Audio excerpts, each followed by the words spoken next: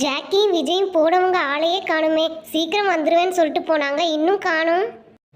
மீனும் எனக்கு என்னமோ அவங்க நம்மக்கிட்ட பொய் சொல்லிட்டு எங்கேயோ ரொம்ப தூரமாக ஊர் சுற்ற போயிட்டாங்கன்னு நினைக்கிறேன். அதான் இவ்வளோ லேட் ஆகுது. ஆமாம் அபி, எனக்கும் அப்படி தான் தோணுது. பக்கத்துலேயே போயிருந்தா இந்நேரம் சீக்கிரமே வந்திருப்பாங்கல்ல. இன்னும் வரலைன்னா அப்போ என்னவா இருக்கும்? சரி விடு மோனி, அது வரைக்கும் நம்ம ஏதாவது கேம் விளையாடலாம். அவங்க வர்றப்ப வந்து ஜாயின் பண்ணிக்கட்டும், சரியா? வேணாமாயா, அவங்க வந்துடட்டும். அவங்கள நான் ஸ்நாக்ஸ் வாங்கிட்டு வர சொல்லியிருக்கேன். வந்ததும் சாப்பிட்டுட்டு எல்லாரும் சேர்ந்தே விளையாடலாம். ஏன் ஜெனி, உனக்கு பசிக்குதா? நான் வேணா எங்கள் வீட்டிலேருந்து ஏதாவது ஸ்நாக்ஸ் எடுத்துகிட்டு வரவா உனக்கு? இல்லை வேணாமாயா, லைட்டாக தான் பசிக்குது.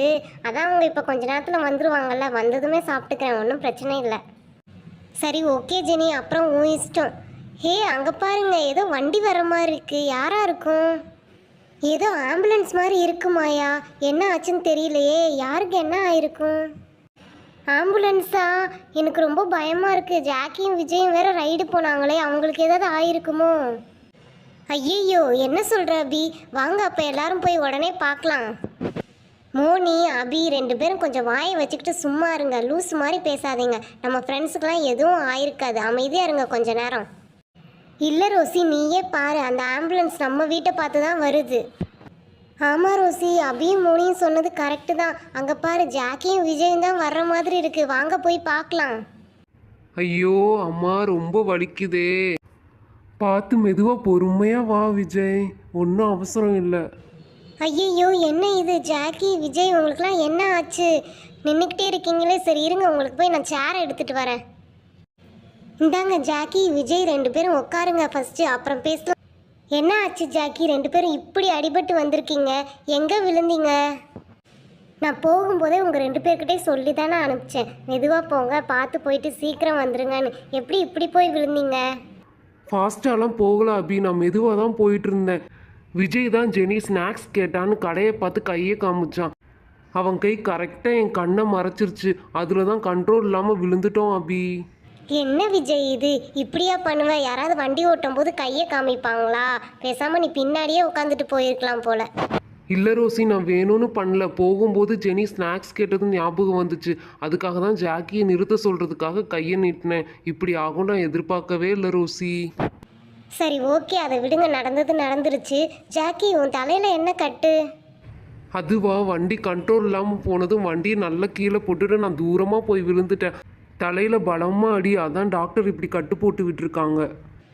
சரி விஜய், உனக்கு என்ன ஆச்சு? காலில் பயங்கரமாக ஃப்ராக்சர் ஆகிருக்கும் போலயே. மோனி, வண்டி விழுந்தப்ப ரெண்டு காலும் நல்லா வண்டியில் மாட்டிக்கிச்சு. அதான் பெரிய ஃப்ராக்சர் ஆயிடுச்சுன்னு டாக்டர் எக்ஸ்ரேலாம் எடுத்து இந்த மாதிரி கட்டு போட்டு விட்டுருக்காங்க. எக்ஸ்ரேலாம் எடுத்தாங்களா? அப்போ டாக்டர் ரிப்போர்ட் கொடுத்துருப்பாங்களே, அந்த ரிப்போர்ட் காட்டு பார்க்கலாம். இதான் அப்படி டாக்டர் கொடுத்த எக்ஸ்ரே ரிப்போர்ட். பாரு எப்படி ஃப்ராக்சர் ஆயிருக்குன்னு சொல்லிட்டு. டாக்டர் 1 மந்த்துக்கு நடக்கவே கூடாதுன்னு சொல்லியிருக்காரு. என்ன விஜய், இவ்வளோ பெரிய ஃப்ராக்சரா? டாக்டர் 1 மந்த் நடக்கக்கூடாதுன்னு சொல்லியிருக்காங்களா? கேட்கவே ரொம்ப கஷ்டமாக இருக்குது விஜய்.